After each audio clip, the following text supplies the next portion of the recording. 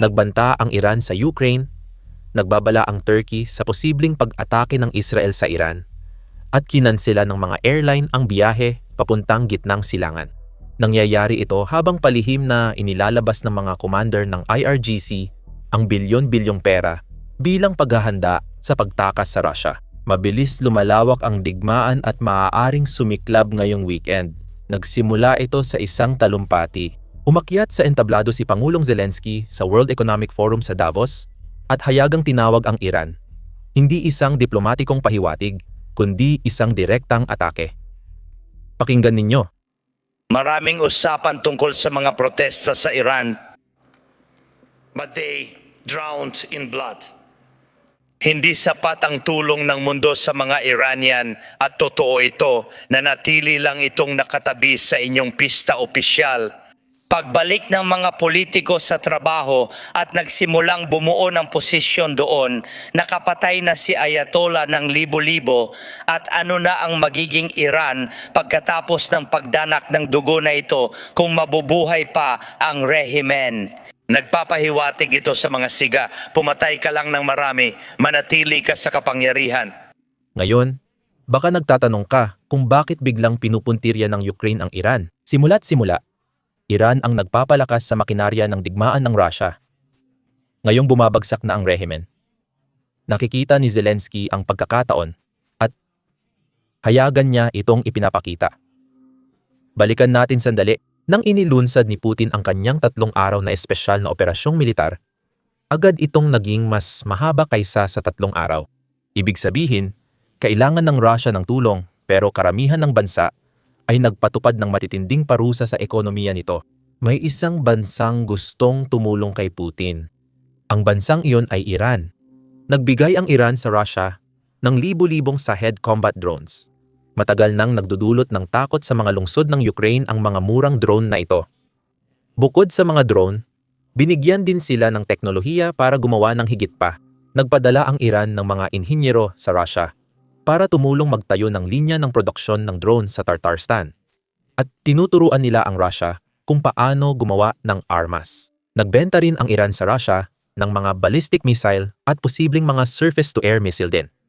Ayon sa isang pagtataya, umabot sa $3 bilyong ang halaga ng mga misil lang. Simula nang simulan ni Putin ang kanyang pananakop. Nagbenta rin ang Iran ng artillery shell, mortar round, bala, at iba pa. Binigyan nila si Putin ng lahat ng kailangan para ituloy ang pananakop kahit paubos na ang supply niya. Hindi lang sinuportahan ng Iran ang digmaan ng Russia. Sila pa ang nagpanatili nito. Kaya kapag nananawagan si Zelensky na wakasan ang rehimen ng Iran, hindi lang ito moral na galit, kundi estratehiya rin. Bawat Shahed drone na tumatama sa Kyiv ay may tanda ng Iran. May personal na dahilan ang Ukraine kung bakit gusto nilang mawala ang rehimeng ito. Hindi nagustuhan ng Iranian Foreign Minister ang sinabi ni Zelensky, kaya ganito tumugon ang Tehran. Inakusahan ng Foreign Minister si Zelensky na ginagamit ang pera ng Amerika at Europa para yumaman ang mga tiwaling niyang general.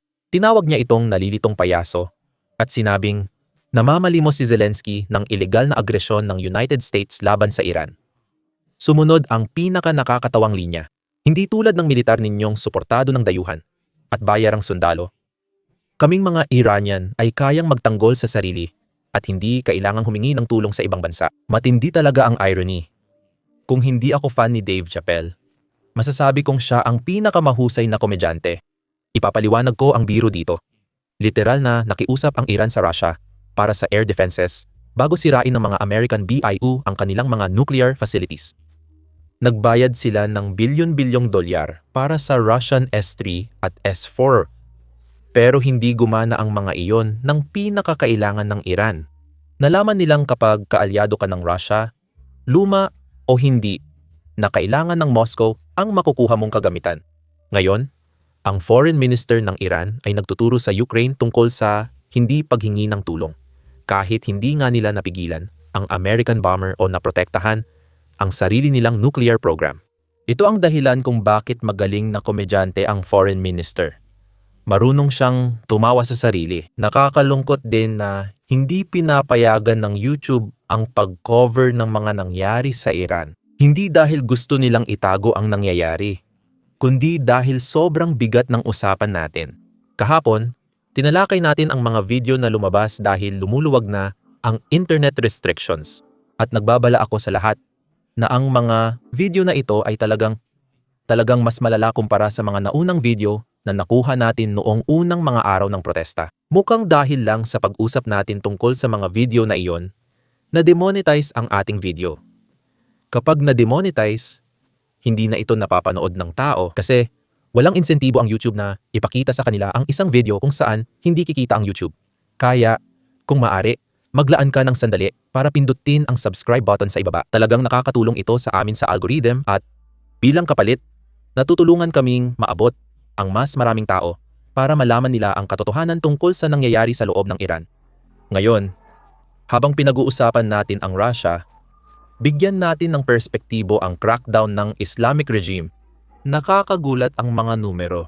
Ayon sa Iranian na inhinyero, tinatayang 1,000 ang namatay sa crackdown. Gusto ko lang magpaalala, mahirap mapatunayan ang anumang bilang mula sa Iran, lalo na para sa akin. Pero may mga organisasyon ng karapatang pantao na nilalagay sa panganib ang kanilang buhay para mailabas ang datos mula sa bansa. Karamihan ay sang-ayon na ang totoong bilang ay malamang nasa 1,000 tao. Ngayon, para lang sa paghahambing. Bagamat masasama ang ganitong paghahambing, nawawalan ang Rusya ng halos 3,000 at 1,000 sundalo kada buwan sa Ukraine. Ito ay ganap na digmaan laban sa armadong militar mula kanluran. Mas mabilis pinatay ng Iran ang sarili nitong mamamayan kaysa sa pagpatay ng Ukraine sa mga Ruso. Alam kong hindi magandang paghambing ito, pero gusto ko lang ipaliwanag ang dalawang numerong iyon para maintindihan ng mga tao ang ginawa ng Iran sa maikling panahon. Nakakatakot ito, lalo na't utang lang iyon. Yung 1,000 binanggit ay bilang ng mga namatay. 10,000 tao ang inaresto, kabilang ang mga kinuha mula sa ospital habang nagpapagaling at karamihan ay hinatulan ng kamatayan. Ayon kay Khamenei, ang Ayatollah, ang paratang nakaaway sila ng Diyos ay nangangahulugang ayon sa batas ng Sharia. Wala silang paglilitis, depensa o apela. Diretso agad sa bitay. Alam nating may napatay na. Ang mga bitay ay ginaganap sa labas ng opisyal na sistema ng Iran at itinatago sa mundo. Pero mayroong libo-libo. Baka nga 10,000 tao na naghihintay lang sa kulungan. Hindi alam kung kailan darating ang kanilang oras. Narito ang komento ni Pangulong Trump kahapon. Pakinggan ninyo. Isang bagay talaga ang tumatak sa akin. Plano nilang bitayin ang 837 katao sa Huwebes gamit ang tradisyonal na paraan. Sinabi ko sa kanya na hindi niya pwedeng gawin yon dahil masama ang kalalabasan. Ayokong pumunta at medyo masama ang dating ng sinabi ko. Kinansela nila ito, sana tuloy-tuloy na. Nananatili ang taripa kabilang ang China. Tumugon na ba ang China sa parusa? Mga parusa? 55% para sa magnenegosyo, tama, at tuloy-tuloy yan. O magpapatuloy yan? Magpapatuloy yan. May mga asset na papunta sa gulpo tulad ng carrier at iba pa. Kaya tinatanong ng marami kung paghahanda ba ito para sa susunod na aksyon. Sana wala nang susunod na aksyon pero nagpapaputok pa rin sila sa mga tao kahit saan sa kalsada. Sa tingin nila, malaking bagay ito sa akin. Magbibitay sila ng 130 tapos 837 pa, karamihan kabataan. Habang nangyayari ito, pinoposisyon ng militar ng United States ang kanilang kagamitan. Nagbigay lang ng babala ang ministro ng panlabas ng Turkey. Sinabi niya ng hayagan na may mga palatandaan na ang Israel, hindi ang Estados Unidos, ang naghahanda para umatake sa Iran. Ngayon, narito ang isang mahalagang bagay na dapat maintindihan. Maraming mga asset ng United States na inililipat sa gitnang silangan ay hindi naman talaga para umatake sa Iran, kundi para sa kung ano ang susunod na mangyayari. Kita mo, kapag umatake ang United States or Israel sa Iran, gaganti ang Tehran gamit ang ballistic missile laban sa mga base ng United States-Israel at kaalyadong Arabo. Nandoon ang carrier group, destroyer at F-15 bilang pangunahing depensa. Pagkatapos ng atake, sila ang tatapat at sisira sa mga ipapadala ng Iran pabalik. Narito si Pangalawang Pangulo Vance na nagpapaliwanag ng pagpapalakas ng puwersa. Maraming baraha ang presidente na pwedeng gamitin. Hindi ko sasabihin kung paano, pero gusto naming siguraduhin na may option kami. May puwersa at tao tayong maaring malagay sa panganib sa rehiyon, bahagi ng estruktura ng alyansa. Kung saan alam mo, ang Saudi Arabia at ang iba pang mga bansa ay malaki ang ini-invest sa Estados Unidos ng Amerika. Kailangan nating tiyakin, syempre, na may mga tao tayo roon para protektahan ang ating mga ari-arian sa mga bahaging ito ng mundo. At sa tingin ko, gusto lang tiyakin ng Pangulo na kung sakali huwag naman sana na gumawa ng napakabobong bagay ang mga Iranian. May sapat tayong resources para tumugon dito. Siguro, para lang mas pataasin ang tension nito, maraming international na airline gaya ng Lufthansa, Air France, at Koninklijke Luftvaart Maatschappij ang nagkansela ng flight papuntang gitnang silangan. Hindi iyon karaniwan.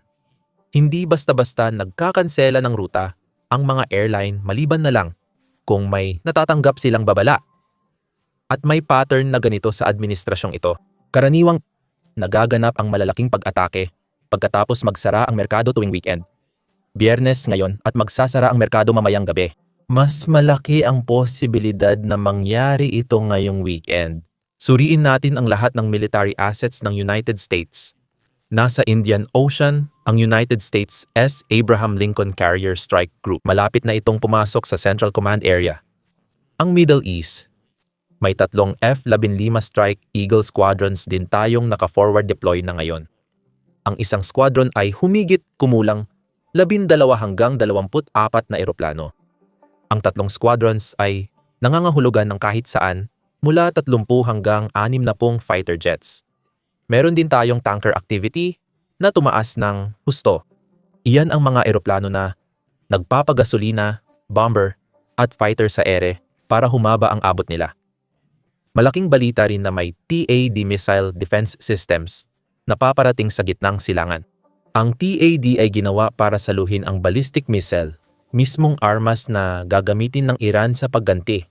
Ngayon, may 8 TAD system lang sa buong mundo at hindi nila ito inililipat para lang sa ensayo. Napakahalaga nito tuwing inilipat ang mga ito. Ngayon, mukhang may ilang Iranian na commander na nakikita na ang mangyayari dahil may isang ulat na parang nagpapahiwatig na may ilan sa mga commander na ito ang naghahanda ng tumakas palabas ng bansa.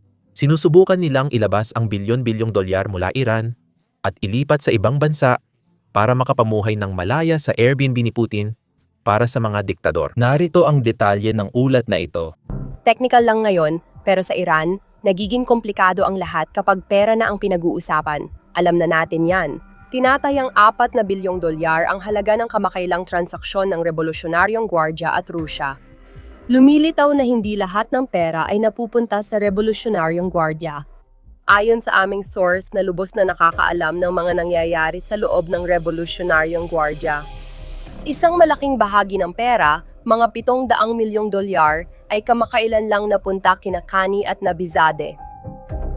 Ano ang ginagawa ng dalawang ito na may mabigat na parusa sa ganitong kalaking pera?